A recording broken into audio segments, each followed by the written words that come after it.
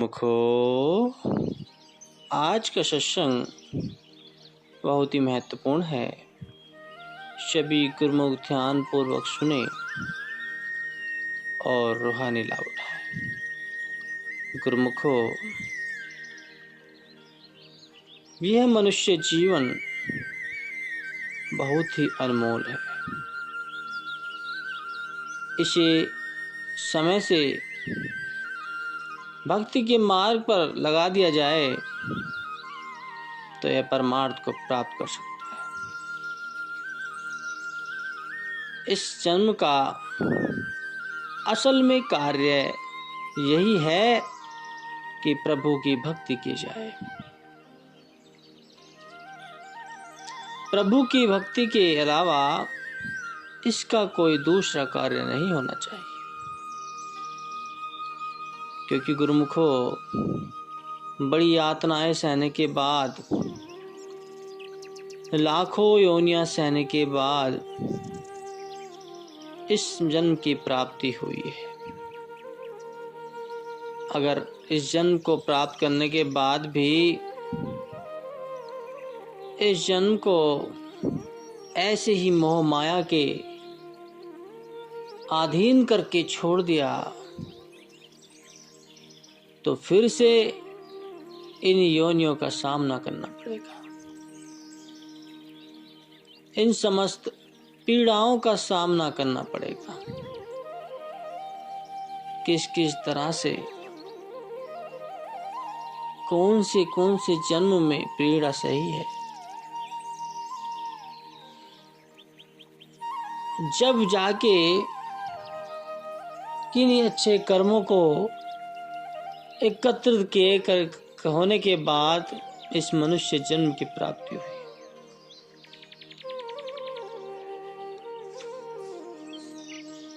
इस जन्म को माया के चक्कर में आके, इन सांसारिक गतिविधियों के चक्कर में आके ऐसे ही व्यर्थ गवा दिया तो फिर पछताने के अलावा कुछ हाथ नहीं लगेगा। तो गुरुमुखो, इस जन्म को भक्ति के मार्ग पर लाने के लिए संतों की बहुत आवश्यकता है। संत महापुरुष द्वारा ही इस जन्म को साकार किया जा सकता है। संतों की शरण में जाने के बाद ही मनुष्य को आध्यात्मिकता की प्राप्ति होती है। गुरु द्वारा इस जन्म की महत्ता की प्राप्ति होती है। इस जन्म के असली कर्तव्य की प्राप्ति होती है। संत महापुरुष अपनी वाणियों में मनुष्य को यही बताया है कि यह जन्म बहुत अनमोल है। इसे माया और सांसारिक गतिविधियों के चक्कर में व्यर्थ मत गवा, क्योंकि जिस लिए तू दिन रात भागा फिर रहा है, जिस लिए हमेशा कार्य कर रहा है, वह कोई सा भी कार्य, वस्तु, चीज साथ नहीं जाएगी। केवल जाएगा तो परमात्मा का वो किया हुआ कार्य साथ जाएगा, और जो अच्छे कर्म किए हैं वे साथ जाएंगे। प्रभु को अपने भक्त से बहुत प्रेम है। अगर सच्चे मन से भक्ति की जाए तो प्रभु को भी प्राप्त किया जा सकता है। ये सब मनुष्य के जीवन में बदलाव तब आएगा जब मनुष्य संतों की शरण में जाके उनके वचनों की वृष्टि करेगा। जो मनुष्य संतों की वाणियों पर अमल करेगा, जो समय से सत्संगति की प्राप्ति करेगा। जो मनुष्य सत्संग में जाना शुरू कर दे और उन वचनों पर अमल करना चालू कर दे तो उसके जीवन में बदलाव आना कोई बड़ी बात नहीं है। एक दिन उसके जीवन में बदलाव जरूर आएगा और जब बदलाव आएगा तो वह भक्ति के मार्ग पर चल पड़ेगा। सत्संग में वो ताकत है जो मनुष्य को सही मार्ग पर ला सकता है। सत्संग से मनुष्य परमार्थ की प्राप्ति कर सकता है। गुरुमुखो, सत्संग की महिमा अपरंपार है, इसमें कोई भी संदेह डाउट नहीं है। मात लोक के सिवाय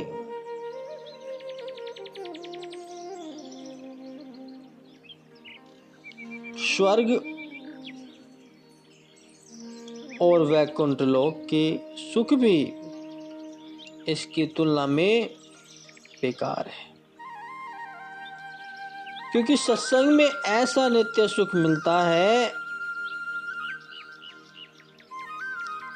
जो कथन से भी बाहर है। कहा है कि राम बुलावा भेजियो दिया कबीरा रोए। जो सुख है सत्संग में, कि जो सुख है सत्संग में सो वैकुंठ न होए। तो कबीर साहब जी कहते हैं, क्या कहते हैं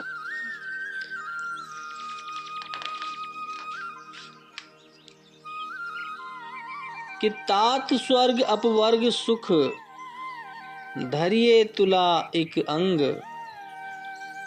तुले न ताही सकल मिली जो सुख लव सत्संग।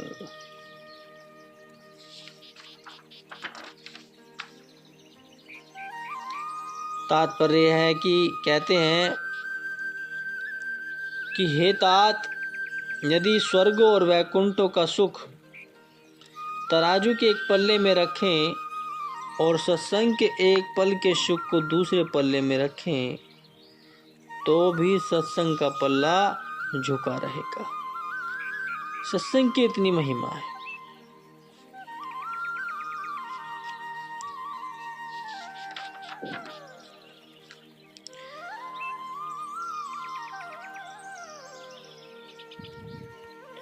छोटी सी कथा है, गुरुमुख सभी ध्यान पूर्वक सुने।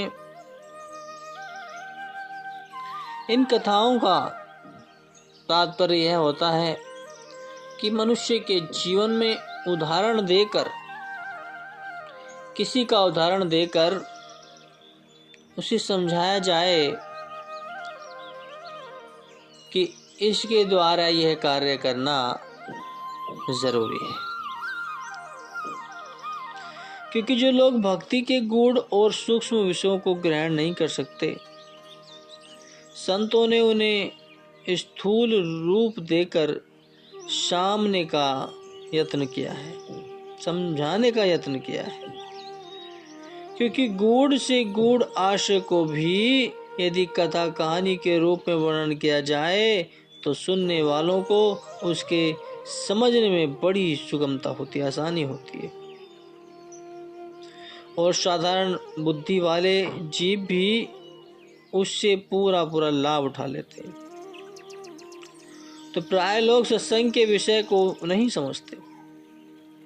उनके ख्याल का निशाना आमतौर पर कथा कहानी होता है और वे कथा कहानियों को ही सत्संग समझ बैठते हैं, परंतु यह भूल है। सत्संग कथा कहानियों के लिए नहीं होता, बल्कि कथा कहानियों सत्संग के वास्तविक रूप को दर्शाने के लिए बहुत हुआ करती है। इसलिए जो लोग सत्संग के प्रेमी हैं उनकी जरूरत के लिए इस कथा के अंदर बहुत कुछ मौजूद है।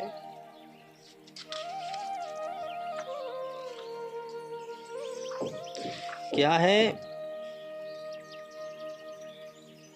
किसी भंवरे और भ्रूण में परस्पर मित्रता हो गई।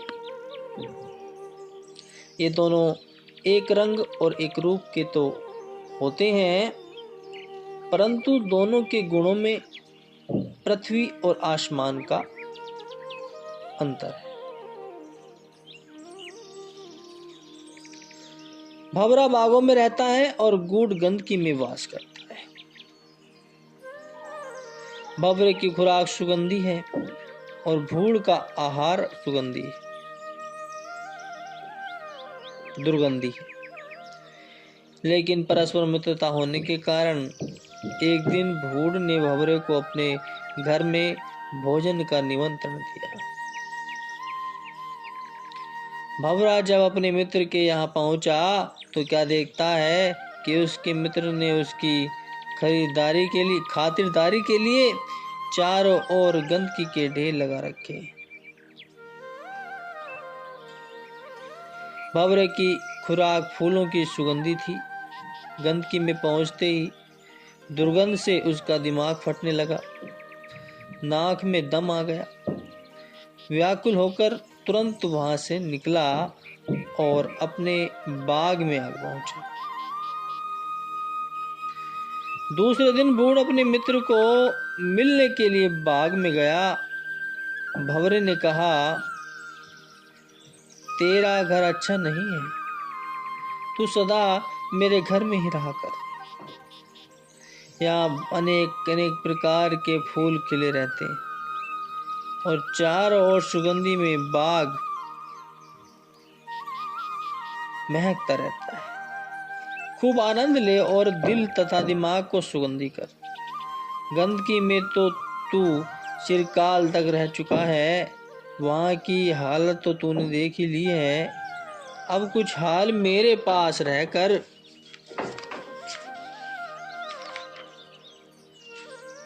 यहाँ के सुख और आनंद को भी देख, फिर तो स्वयं ही समझ जाएगा कि वह घर अच्छा है या यह घर अच्छा है। भ्रूण ने अपने मित्र की बात मान ली और वहीं रहने लगा। भंवरे का स्वभाव है कि वह सब फूलों का थोड़ा थोड़ा समय बैठकर फिर उड़ जाता है। मिनट मिनट, आधा आधा घंटा मिनट करके ऊपर बैठता हुआ फुलवाड़ी और पर चक्कर लगाता रहता है। लेकिन बेचारे भ्रूण ने यह आनंद कब देखा थे। सदा गंदगी में रहने वाला मलिन और अपवित्र जीव था। उसके लिए बागों की सैर और अनेक अनेक प्रकार के फूलों की सुगंधी का मिलना अपने जीवन में पहला अवसर था। जो कि एक फूल के ऊपर जो बैठा तो बैठते ही मस्त हो गया, यहाँ तक कि वहां से उठना भी भूल गया। संध्या हो गई थी। फूल की पंखुड़ियां आपस में सिमट गईं, परंतु यह उसी मस्ती और आनंद की अवस्था में बैठा हुआ उस फूल के अंदर बंद हो गया। प्रातः होते ही बाग का माली आया। उसका नियम था कि वह प्रतिदिन सवेरे कुछ फूल तोड़कर भगवान के मंदिर में चढ़ाया करता था। जिस फूल के अंदर भ्रूण बंद था वह फूल भी मंदिर में जा पहुंचा। उधर सूर्य की चमकती हुई किरणें जब भूमंडल पर उतरी तो फूलों ने उनको देखकर अपना मुंह खोल दिया। भ्रूण बाहर आया, देखता क्या है कि सज धज के साथ भगवान की मूर्ति विराजमान है, आरतियां हो रही हैं, घड़ियाल बज रहे हैं, ज्योतें जगमगा रही हैं और अनेक प्रकार की सुगंधी और सुखदायक सामग्री जहां तहां धरी है। देखते ही उसके आश्चर्य की कोई सीमा नहीं। सोचने लगा, मैं कहाँ गंदगी का रहने वाला पवित्र और मलिन जीव और कहाँ आ पहुंचा। अपने मित्र का हजार हजार धन्यवाद करने लगा कि यह सब उसी की कृपा का फल है, अन्यथा मैं कौन और यहाँ तक पहुँचना कैसा था। यह सब उसी की संगति का प्रताप है। जब 12 बजने को आए तो मंदिर के पुजारी ने पूजा की हुई सामग्री और फूल आदि सब एकत्र कर थाल में रखे और गंगा जी के घाट पर पहुंचकर उन्हें जल में प्रवाहित कर दिया। फूल की पंखुड़ियों पर बैठा हुआ भूड़ गंगा जी में इस प्रकार तैरने लगा जैसे कोई मनुष्य नाव में बैठकर दरिया की लहरों की सैर कर रहा हो। गंगा जी के निर्मल जल के प्रवाह में तैरता हुआ चला गया जा रहा था कि पीछे से भंवरा भी गुजर करता हुआ आ पहुंचा। उसने मुस्कुराते हुए पूछा, मित्र क्या हाल है? भूर ने उसका अति धन्यवाद करते हुए उत्तर दिया कि नीच जात नीचो गति, नीच ग्रह में वास, भलियों की संगत मिली पायो वास सुबास। उन्हीं भलियों के संग से पहुंचा ठाकुर द्वार, दर्शन पाकर प्रेम से बाढ़ो सुख अपार। अब तो गंगा जल बिखे करके मैं स्नान, चला जात वैकुंठ को साचे मीत सुजान।